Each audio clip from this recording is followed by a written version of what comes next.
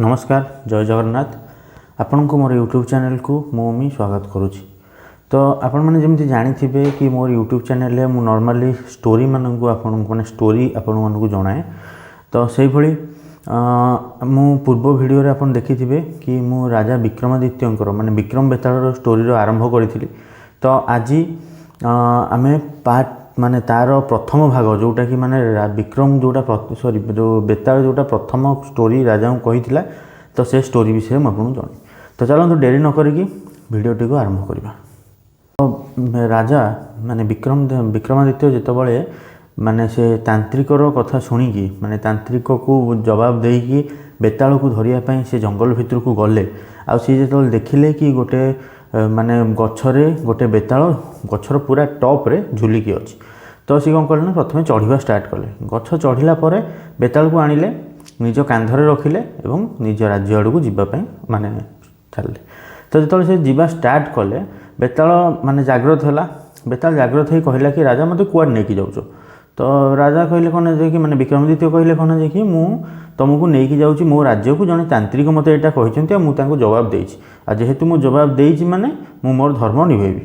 तो बेताल ये कथा तो शुणिला। बेताल कहला खने ठीक अच्छे जदि आप जवाब देती ताहले मुझे राजी अच्छी बट ये जो डिस्टेंस माने एठू आपन राज्य बहुत बहुत डिस्टेंस अच्छी।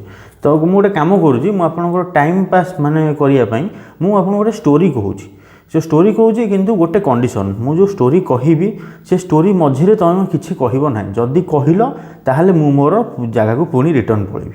आउ गोटे कंडीशन है कौन कि स्टोरी सरला परे मु तुमको किसी क्वेश्चन पचारि मते से क्वेश्चन उत्तर आपको दवा पड़ो। जदि तुम जाच आ मत उत्तर दौन ताहले तुम तुम डेथ हो तुम मुंड फाटी। तो यहीटा कही विक्रम आमर बेताल स्टोरी स्टार्ट कला।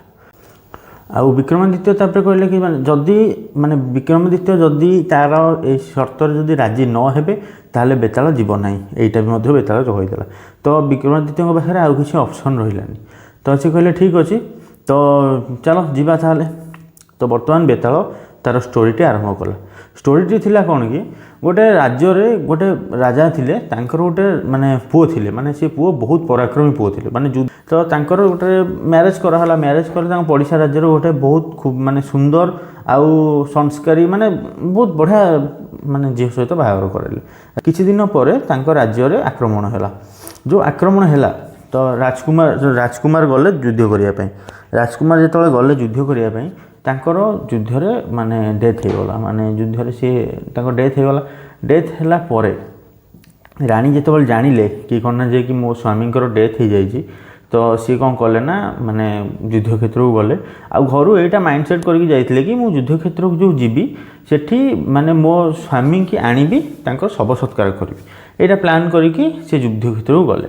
युद्ध क्षेत्र को जाइकी स्वामी की पाइले पाइकी रिटर्न आसुतले गोटे जंगल देकी तांको गोटे तांत्रिक देखाला।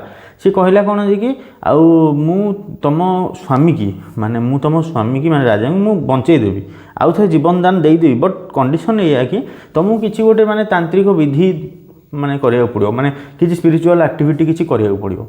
तो यहाँ शुणला राणी तब कन्फ्यूज हेले। राणी एति कहीकि बेताल तापर कथा बंद करदेला। एति कहीकि बेताल जाए कथा बंद कला तापर बेताल पचारा विक्रमादित्य को क्वेश्चन थिला या कि कौन जे कि वर्तमान माने राजकुमारी माने वर्तमान राणी जो थिले से राणी वर्तमान कौन करेंगे कौन निष्पत्ति नवाटा पक्षे ठीक हम यहाँ जो कहले।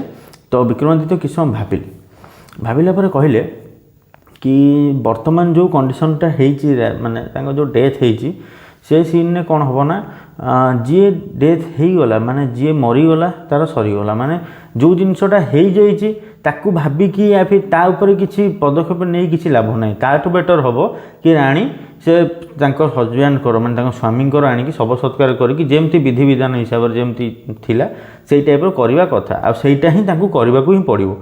सी जदि तांत्रिकर कथा को जदि मानिकी जदि किसी एमती एपट सेपट काम करने जाऊँच तो एथिरे 100% सियोर ना कि सी स्वामी की बंचाई दे पार किंतु एमती भी हो पारे कि सी राणीकर से किसी क्षति करें या फिर किसी माने तंत्र विद्या करके निजर किसी स्वार्थ हासिल करें। तो सबुठु भल ऑप्शन रहिबा या कि से तांको स्वामी की नहीं कि माने विधि विधान हिसाब से शवदाह करवा दरकार। ଯେତେବେଳେ ରାଜାଙ୍କ ପାଟିରୁ ଏ କଥାଟେ ଶୁଣିଦେଲା ବେତାଳ ବହୁତ ଖୁସି ହେଲା। ଆଉ ଗୋଟେ ବହୁତ ବଡ଼ ହସିକି କହିଲା କି ରାଜା ତମେ କଥା କହିଲ, ମୁଁ ବର୍ତ୍ତମାନ ଯାଉଛି। ମୋର କଣ୍ଡିସନ୍ ମାନେ ମୋର ଯେଉଁଟା ସର୍ତ୍ତ ହୋଇଥିଲା ତମେ ମୋ ସର୍ତ୍ତ ଭଙ୍ଗ କଲ। ମୋ ସର୍ତ୍ତ ହିସାବରେ କି କାହାଣୀ ମଧ୍ୟରେ ତମେ କିଛି କଥା କହିବ ନାହିଁ। ତ ତମେ ସର୍ତ୍ତ ଭାଙ୍ଗିଲ, ଆଉ ମୁଁ ବର୍ତ୍ତମାନ ଯାଉଛି କହିକି ବେତାଳ ପୁଣି ଥରେ ତାଙ୍କର ଗଛ ଉପରକୁ ଚାଲି ଆସିଲା। ତ ରାଜା ପୁଣି ଥରେ ଯାଇଥିବେ ତାଙ୍କୁ ଆଣିବା ପାଇଁ। ତ ମାନେ ଆପଣଙ୍କୁ କ'ଣ ଲାଗୁଛି, ବେତାଳକୁ ରାଜା ନେଇକି ଯାଇକି ପହଞ୍ଚି ପାରିବେ ସେ ତାନ୍ତ୍ରିକ ପାଖରେ? ଆଉ ତାପରେ କ'ଣ ହେବ? କାରଣ ବେତାଳ ପାଖରେ ଯେମିତି ବହୁତ ସାରା ଷ୍ଟୋରି ଥିବ, ରାଜା କେତେ ଥର ଯିବେ ତାକୁ ଆଣିବା ପାଇଁ? ତ ଜାଣିବା ପାଇଁ ଅପେକ୍ଷା କରନ୍ତୁ ପାର୍ଟ 2। ପରେ ଆସିବ ପାର୍ଟ 2ଟେ। ପାର୍ଟ 2ରେ ଜାଣିପାରିବେ ରାଜା ବିକ୍ରମାଦିତ୍ୟ ବେତାଳକୁ ନେଇକି ତାନ୍ତ୍ରିକ ପାଖକୁ ଯାଇପାରିଲେ କି ନାହିଁ। ସେତେବେଳେ ଦେଖା ହେବା ଆଉ ଗୋଟେ ଭିଡ଼ିଓରେ। ଆଉ ଗୋଟେ ଜିନିଷ ହେଲା କ'ଣ କି, ଯଦି ମୋ ଭିଡ଼ିଓ ଯଦି ଆପଣଙ୍କୁ ଭଲ ଲାଗୁଛି ତାହେଲେ ଦୟାକରିକି ଲାଇକ୍ ଆଉ ସେୟାର ମଧ୍ୟ କରିପାରିବେ। ଆଉ ଆମ ଚ୍ୟାନେଲଟିକୁ ସବସ୍କ୍ରାଇବ୍ କରିଦେବେ। ଦେଖା ହେବା ଆଉ ଗୋଟେ ଭିଡ଼ିଓରେ। ସେତେବେଳେ ଯାଏ ଜୟ ଜଗନ୍ନାଥ।